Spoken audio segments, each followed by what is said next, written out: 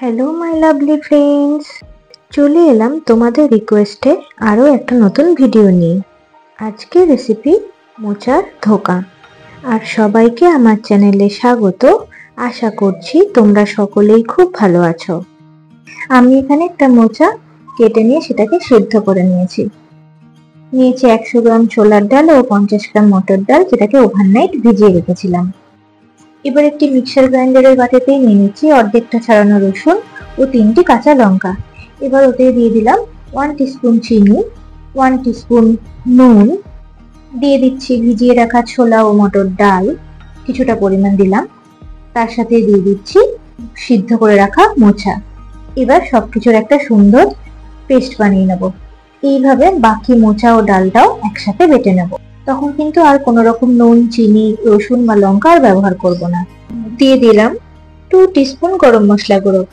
সবকিছুকে এবার খুব ভালোভাবে মেখে নেব, যাতে সমস্ত মশলা, নুন, চিনি সবকিছু এই পেস্টটার সাথে ভালোভাবে মিশে যায়। আমার ভালোভাবে এটা মাখা হয়ে গেছে। এবার একটি বড় থালা নিয়ে তাতে দিয়ে দিলাম 1 টিস্পুন সয়াবিন অয়েল। এবার হাত দিয়ে পুরো থালাটায় তেলটা ভালোভাবে মাখিয়ে দিলাম। এবার যে পেস্টটা তৈরি করেছিলাম সেটা এইভাবে থালায় ভালোভাবে দিয়ে দেবো। পুরো থালাটা জুড়ে হাত দিয়ে এইভাবে টিপে টিপে সুন্দর করে বসিয়ে দেবো। এমন ভাবে বসাতে হবে যাতে কোথাও কোনো ফাঁক না থেকে যায়। আমার এখানে সুন্দরভাবে এটা বসানো হয়ে গেছে। এবার এটাকে জমাতে দেব।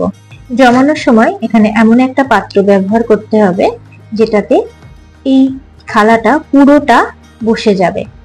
আমি এখানে থালাটারই মাপ করে একটা বড় কড়াই নিয়েছি এবং তাতে কিছুটা জল দিয়ে গ্যাসের ফ্লেম লো করে সেটাকে ফুটতে দিয়েছি, আর তার উপরে এই থালাটাকে চাপিয়ে দিয়েছি। এবার আস্তে আস্তে 20 মিনিট থেকে 30 মিনিট লাগবে এটা পুরোপুরি সেট হতে। আস্তে আস্তে কেমন কালারটা চেঞ্জ হয়ে গেছে। এবার আঙুলের সাহায্যে টিপে দেখে নিলাম শক্ত হয়ে গেছে কিনা। শক্ত হলেই জানবো রেডি হয়ে গেছে আমাদের মোচার ধোকা। এবার এটাকে মিনিট 10-15 একটু ঠান্ডা হতে দেবো। তারপর একটি ছুরির সাহায্যে এটাকে নিজের মতো করে একটা শেপ দিয়ে কেটে নেব। আমি এখানে এইভাবে কাটছি, তোমরা তোমাদের ইচ্ছা অনুসারে কেটে নিতে পারো।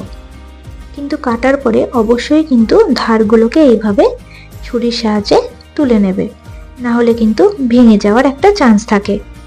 তোমাদের সাথে আমি অলরেডি ধোকার ডালনা কিভাবে হয় শেয়ার করেছি। তোমরা চাইলে ধোকাগুলো ভেজে শুধু মুখে বা ভাতের সাথেও খেতে পারো। তোমাদের সাথে ধোকাটা কেটে একবার তুলেও আমি দেখাচ্ছি।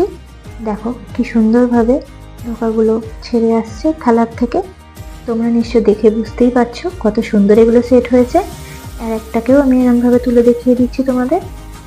আমার এই মায়ের হাতের রেসিপি মায়ের বাড়িতেই নিজে হাতে বানিয়েছি।